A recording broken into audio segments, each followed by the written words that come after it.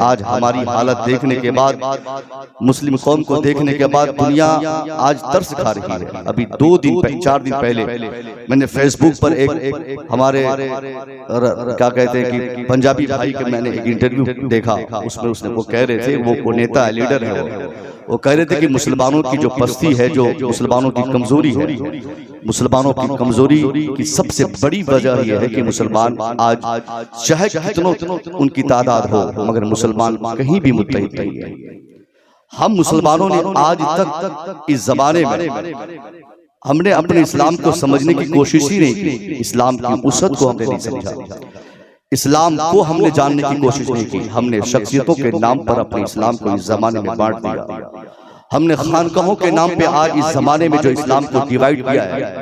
यही ना इत्तेफाकी, यही इख्तिलाफ, यही झगड़ा, यही झंझट, जिसकी बुनियाद पर 150 करोड़ की तादाद में पूरी दुनिया में मुसलमान होने के बावजूद आज एक बालिश्त जमीन पूरी दुनिया में मुसलमानों की खालिस अपनी जमीन नहीं है। जिस अरब पे हमें नाज है साहब, वो अरब भी आज गैरों के तसल्लुत में है। जिस इराक, ईरान, अफगानिस्तान की हम बातें किया करते हैं, कोई एक जगह बताए कि जो जगह खालिस हमारी अपनी जगह हो, वहां भी आज गैरों की हुकूमत है, वो भी जगह अमेरिका के नर्गे में है।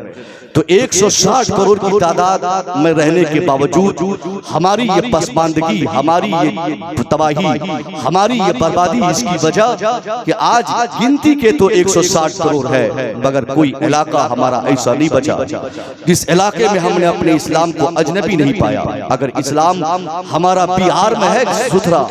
तो सेम वही इस्लाम आप साहब उड़ीसा चले जाइए, आपको दूसरा नजर आएगा। उड़ीसा के मुसलमानों का इस्लाम देखने के बाद गुजराती मुसलमानों में इस्लाम तलाशिए तो आपको वहां अलग इस्लाम नजर आएगा, क्योंकि हमने इस जमाने में अपने इस्लाम को जो डिवाइड कर दिया,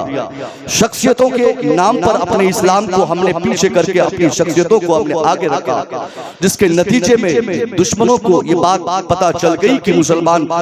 को बर्बाद करने के लिए बहुत ज्यादा ताकत की जरूरत नहीं है। मुसलमान खुद आपस में डिवाइडेड है, मुसलमान खुद आपस में बटे हैं। मुसलमानों ने अपनी शनाख्त बदली, मुसलमानों ने पहचान बदला,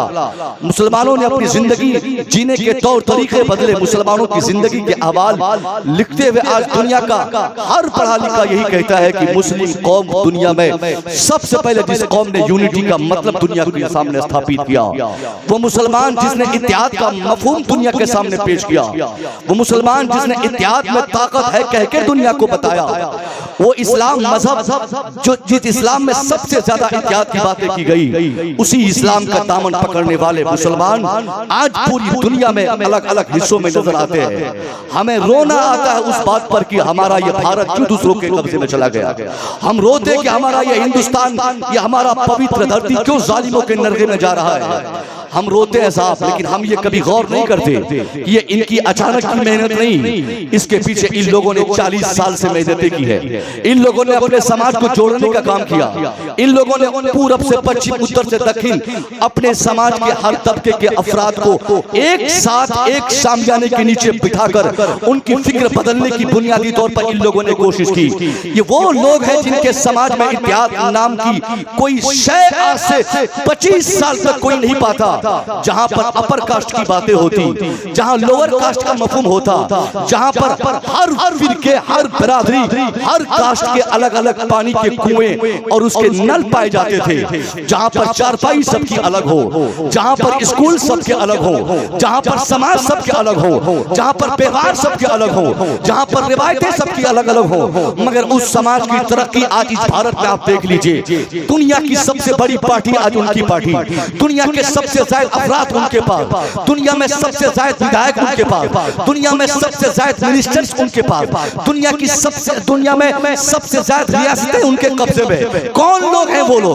लोग जिनके खुदा आज तक एक न हो सके। बंगाल से भोपाल चले जाइए, कश्मीर से कन्याकुमारी तक आप खुद अपने ही मुल्क में तलाश कीजिए, मुल्क में ही आप खोज लीजिए। जबान बदलने के बाद जिन लोगों ने खुदा बदला, रियासतें बदलने के बाद जिन लोगों ने अपने गॉड्स बदले, जिन लोगों ने टाइम बदलने बदलने के बाद अपने अपने माबूद को बदला। कहीं कभी कहीं पत्थर की इबादत, कहीं लोहे को खुदा कहा जाना, कहीं पानी को अल्लाह मानना, कहीं साफ मिट्टी को खुदा मानना। बंगाल में पूछिए बंगाली से, who is your creator, who is your protector, who is your god. Bengali जिस शख्सियत का नाम लेगा, मुझे यकीन है साहब गुजराती से पूछेंगे, गुजराती किसी और शख्सियत का नाम आपको सामने ला के बताएगा कि ये मेरा खुदा है, वो मेरा खुदा नहीं, वो मेरा खुदा है, ये मेरा खुदा नहीं। यानी आज तक जिनके समाज के पुजारियों ने जिनको डिटरमाइंड करके ये नहीं साबित कर सका कि कितने माबूद हमारे समाज में है। कोई कहता है 1 करोड़, कोई कहता है 2 करोड़, यहाँ तक कि 350 करोड़ से ज्यादा जिन लोगों ने अशिया और अफराद को अपना अपना माबूद, अपना अपना गॉड तस्लीम किया हो, उस समाज की तरक्की साहब पूरब से पश्चिम, उत्तर से दक्षिण आज इस तरह हो गई कि आज वो सबसे बड़ी ताकत का मालिक है, सबसे बड़ी हुकूमत की कुर्सी उनके पास है, सबसे ज्यादा मिनिस्टर्स उनके पास है, सबसे ज्यादा ऑफिसर्स उनके पास है, सबसे ज्यादा विधायक उनके पास है, सबसे ज्यादा डॉक्टर्स उनके समाज में, सबसे ज्यादा आईएएस उनके समाज में, सबसे ज्यादा आईपीएस उनके समाज में। ये तरक्की आखिर उनकी हुई क्यों? उनमें बच्चा हो, बूढ़ा हो, मर्द हो, जवान हो, कोई हो, उनसे आप पूछिए कि उनकी जिंदगी का नस्बुल आइन क्या है, उनके जीने का मकसद क्या है, वो क्यों जीना चाहता है, उनका इरादा क्या है, उनका मुस्तकबिल क्या है। हर जानिब एक ही जवाब मिलेगा कि मेरी जिंदगी का मकसद है फलाने को तबाह करना, मेरी जिंदगी का मकसद है सामने वाले को बर्बाद करना, मेरी जिंदगी का मकसद है फलानी कौम को बर्बाद करना। यानी जिस कौम ने आज पूरी दुनिया में 90% जिस कौम के अफराद ने अपने जीने का मकसद को डिटरमाइन किया हो, उसे फिक्स करके दुनिया के सामने बताया हो कि हम जिएंगे इस हिसाब से जिएंगे, हम जिएंगे दूसरे को जीने नहीं देंगे। मगर मैं पूछना चाहता हूँ, ये उस कौम की किस्मत है जहाँ दलितों की बातें होती, जहाँ अपर की बातें होती थी, जहाँ पे छोटों की बातें होती थी। आज वो मुत्तहिद है, इसलिए वो ताकतवर है, इसलिए वो कुव्वत वाले हैं, इसलिए वो हुकूमत वाले हैं। मगर मैं पूछना चाहता हूँ, 350 खुदाओं को, 350 अफराद को खुदा मानने वाले आज एक प्लेटफॉर्म पे है, उनके जीने का मकसद एक है, उनका इरादा एक है, उनका इंटेंशन एक है। मगर हम मुसलमानों को क्या करना है? मुसलमान क्या कोई कम है साहब? मुसलमान होना चाहिए। अगर वो बंगाली रहे तो क्या हुआ, बिहारी हो तो क्या हुआ, उत्तर प्रदेश में रहता हो तो क्या हुआ, गुजरात से बिलोंग करता हो तो क्या हुआ, हिंदुस्तानी हो तो क्या हुआ, अफ्रीका के जंगल में रहता हो तो क्या हुआ, अमेरिका के व्हाइट हाउस में लेटता हो तो क्या हुआ। दुनिया के किसी समाज, किसी सोसाइटी, किसी आबादी से उसका ताल्लुक हो, मैं मानता हूँ उनकी जबान अलग होगी, उनकी रियासत अलग होगी, उनका मुल्क अलग होगा, उनकी जिनसियत अलग होगी, उनका रंग अलग होगा, उनकी हाइट अलग होगी। मगर मुसलमान होने की हैसियत से अगर आप बंगाली से पूछे who is your creator, who is your protector, who is your Allah, जवाब साहब अगर बंगाली देने के लिए आएगा, बिहारी भी सामने आएगा, उत्तर प्रदेशी भी आएगा,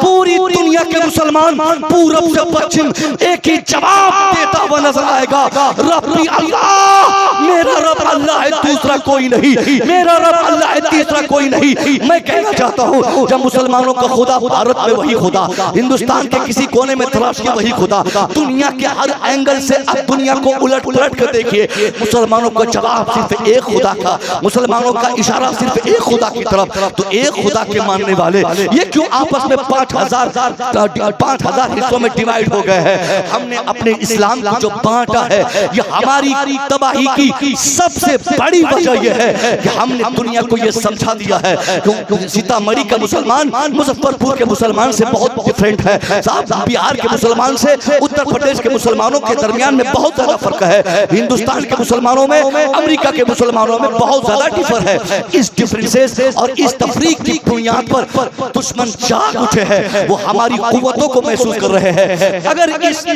जमाने में मैं आपसे इस अज़ीमुश्शान कॉन्फ्रेंस से, इस्लाह मुआशरा कॉन्फ्रेंस से, इस्लाहुल मुस्लिमीन कॉन्फ्रेंस से अगर मैं आपकी इस्लाह करने की कोशिश करूं, मैं आपसे ये नहीं कहूंगा साहब आप सबके नमाज जनाजा में चले जाइए, मैं नहीं कहूंगा कि आप बगैर मसलक जांचे, बगैर अकीदे की इन्वेस्टिगेशन के आप जहां चाहे अपनी बिटिया की शादी करा दे। नहीं, जो कानून है हमारा वो कानून रहेगा, जो ज़ाब्ता है हमारा वो ज़ाब्ता रहेगा, जो हमने ज़ाब्ता बनाया है, जो हमारे उलमा हमें समझा गए, जो हमारे उलमा ने बताया है, मसलकी लिहाज से अकीदे की जो पुख्ता पुख्तगी हमारे ज़हन और दिमाग में होनी चाहिए, उसे बरकरार रखते हुए हालात का तकाजा यह है कि पूरी दुनिया में आलमी एतबार से, सियासी एतबार से हम मुसलमानों में इस कदर इत्तेफाक हो कि दुनिया महसूस करे कि मुसलमान चाहे बच्चे की शक्ल में हो या बूढ़े की शक्ल में, चाहे भारत में रहता हो या अफ्रीका के जंगल में, मुसलमान अगर कहीं बसता हो उसकी उंगली में कहीं थोड़ी सी तकलीफ दे दो, अगर वो अफ्रीका में भी रहेगा